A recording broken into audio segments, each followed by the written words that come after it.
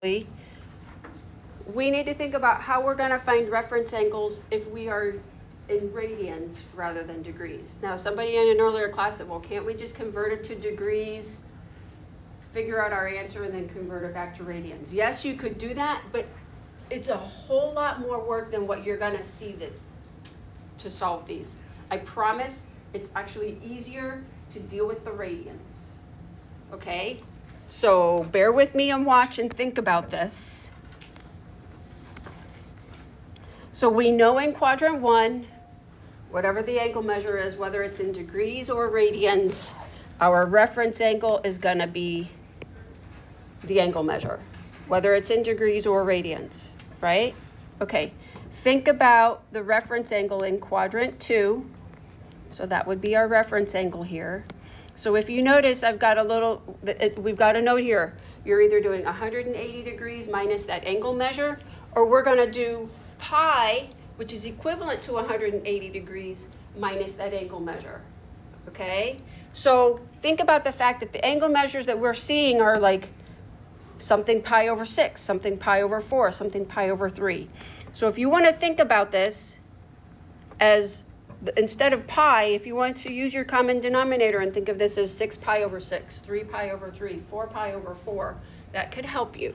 But let me give you some examples of what the angles are going to look like in quadrant 2, show you some examples so you can kind of see the trick or the shortcut for solving these problems. Okay? So as an example, an angle measure that you might get in quadrant 2 would be something like 5 pi over 6. To figure out what the reference angle is, think about what we're going to do. We're going to do pi, or what's equivalent to pi. So let's do 6 pi over 6 minus that 5 pi over 6, and we get pi over 6. That would be our reference angle. Just watch. You don't have to write this down. Just watch for a second, and then you can make a note about what's going on. Let's think about another reference angle that could possibly be in there, like 3 pi over 4, right? So similarly, we would say, okay, we've got to do 4 pi over 4 minus 3 pi over 4, and we get that our reference angle is pi over 4. So you just do it like for one more pi pretty much? Won't it always be pi over whatever the denominator is? Oh, say that again, Luca, really loud. Sorry. No. I want you to say it again, really loud. It'll always be pi over whatever the denominator is. There you go. That's the shortcut. That's the trick to this, right? And it should make sense because remember, think about what's going on here. All of the values in quadrant 2 are, the numerator is 1 less than the denominator. So it's always going to be 1 pi over whatever the denominator is. So as an example of the other possibility could be that we have 2 pi over 3. Obviously, you could do the math if you want to, but you're still going to just get pi over 3. It's always going to be that pi over whatever the denominator is. Okay? All right. Think about quadrant 3. Similar thing is going to happen. If I ask you to find the reference angle for 7 pi over 6, what do you think it's going to be? Pi over 6, right? So we're just looking at what the denominator is. That's going to help us. It's going to be 1 pi over whatever that value is. All right. In quadrant 4, we're subtracting from 360 if it's a degree measure. Obviously, we're subtracting from 2 pi if it's a radian measure. Similar type of thing is going to happen here. So let me show you again. As an example, if we had 11 pi over 6 as the angle that we were supposed to find the reference angle for, I'm using 12 pi over 6, which is equivalent to 2 pi, and I'm subtracting. I'm still going to get that pi over 6. So it works in all of the quadrants. That's what I want you to see. So you don't have any math you have to do, right? If you feel like you want to or need to, go for it, but it's a lot of time wasted. All right, we have a couple of these in degree measures here, though. You got to think coterminal angles. I'll give you that hint.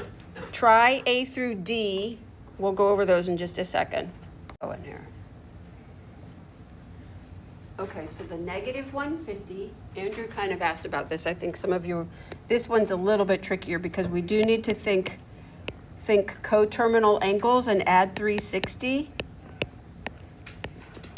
So negative 150 degrees is equivalent or coterminal to 210 degrees, if you feel like you needed to get to that, right? And then 210 minus 180. So we find that the reference angle here is 30 degrees. Did somebody figure that out a little bit different way?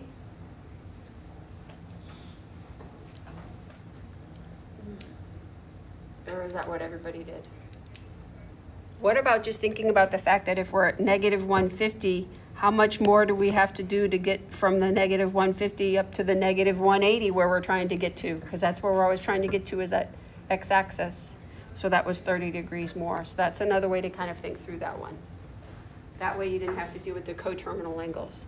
All right, Brock, what's the reference angle for letter B?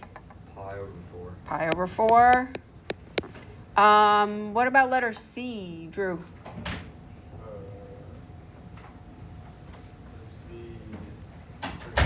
I'm sorry? Where's B? No, wait. No, it can't. 30 degrees. There we go. We're subtracting. Think coterminal angles again. Subtract, and you get that 30 degrees. And then what about letter D? Ava? Uh-huh. Pi over 4. Okay. That little blurb there, please cross that out because that is totally not accurate. I did not get that cleaned up. That was the case last year when I used these notes and when I recopied them, and I meant to take that out and I didn't remember. Okay?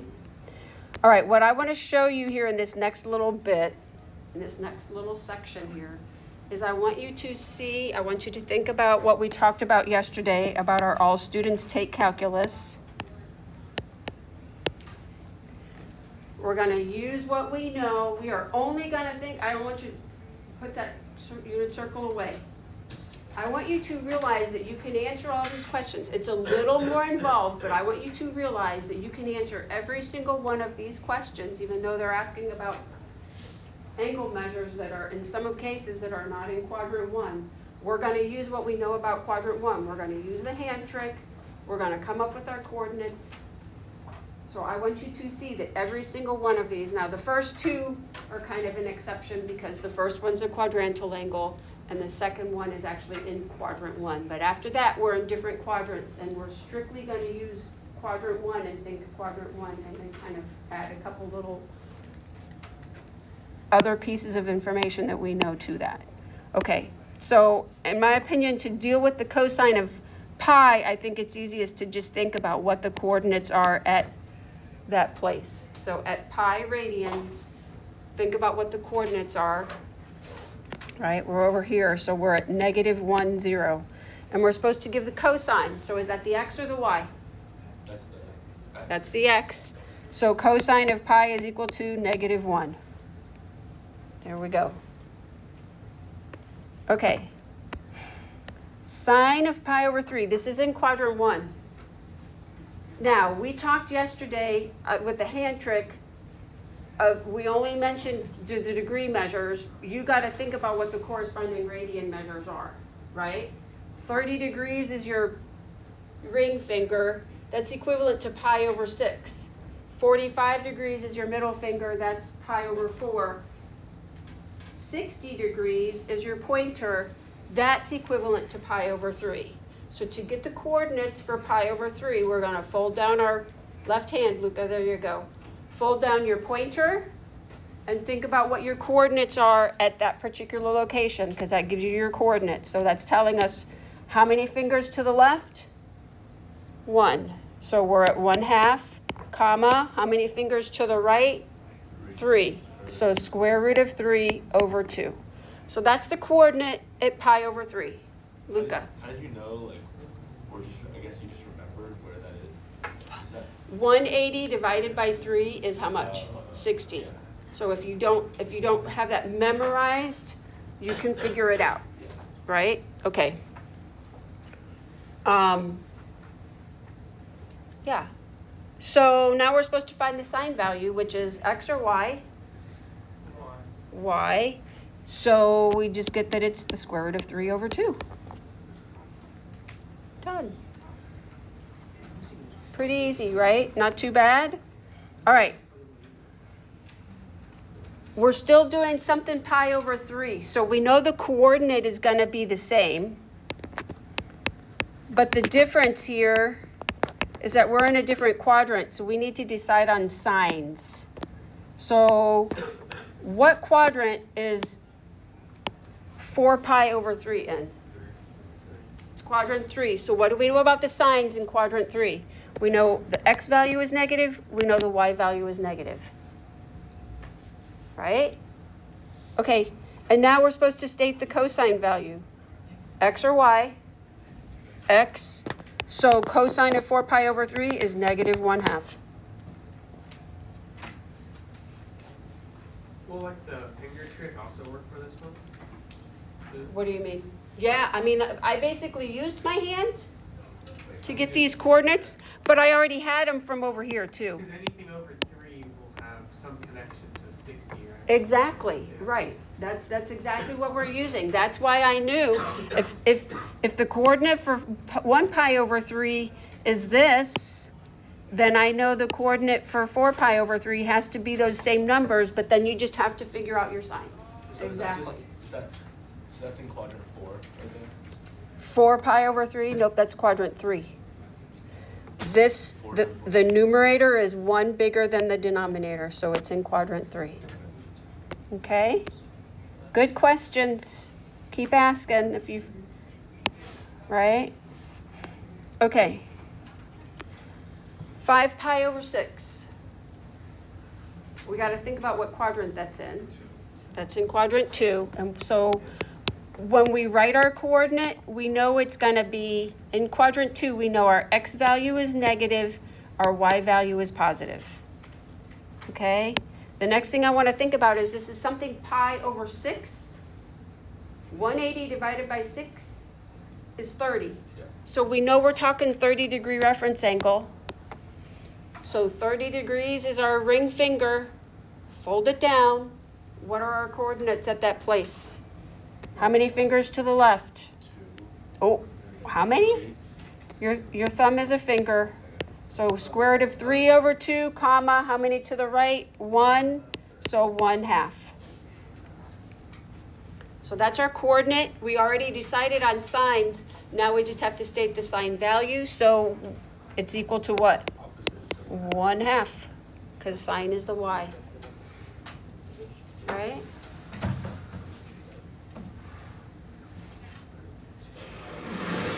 Okay.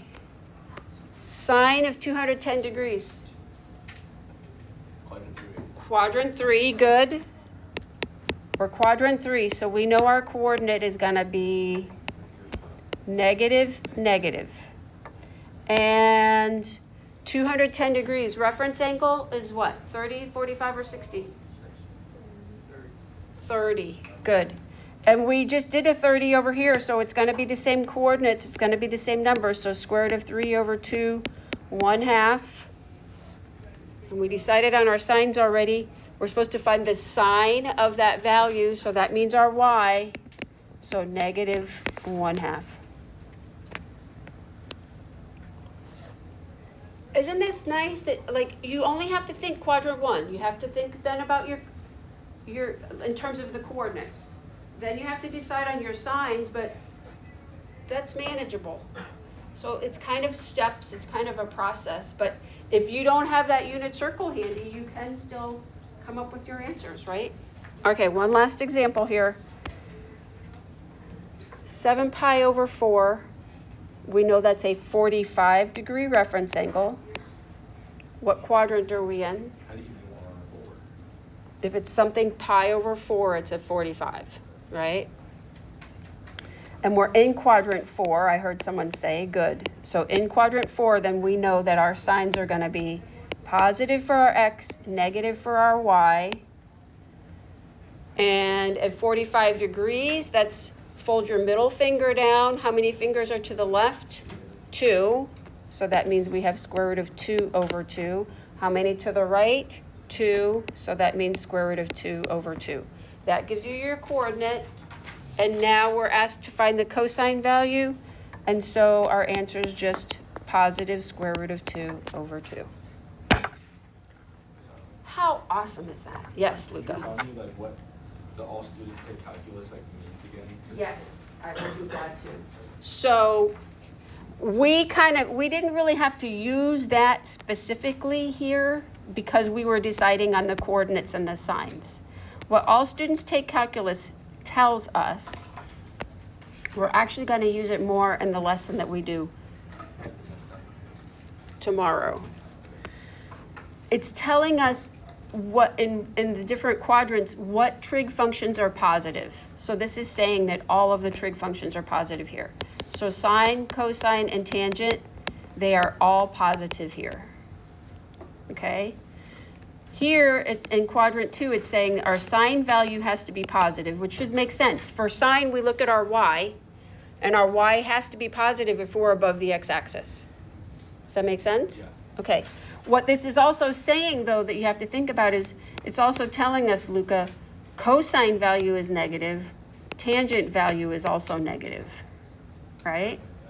Okay.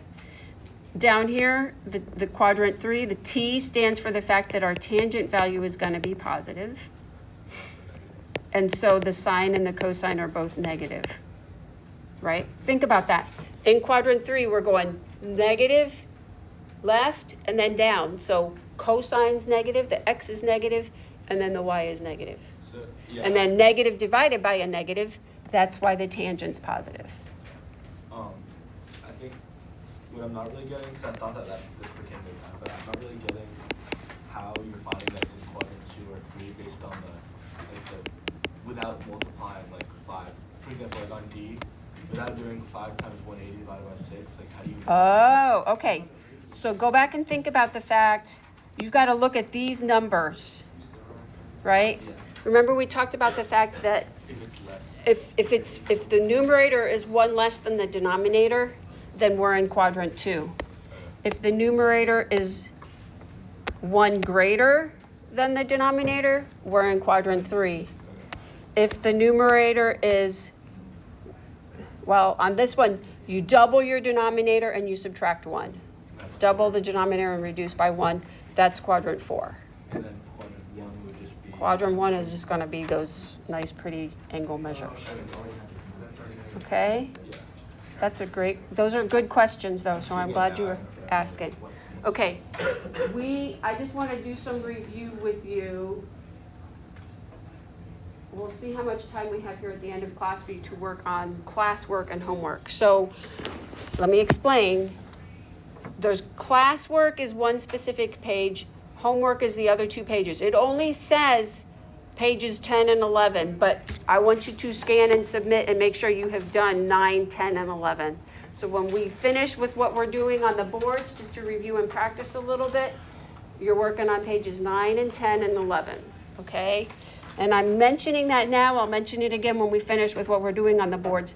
I have a few more of you I need to talk to about your classes for next year. I didn't get a chance to talk to everybody right before break, so I want to do that. Okay, so we'll get to that.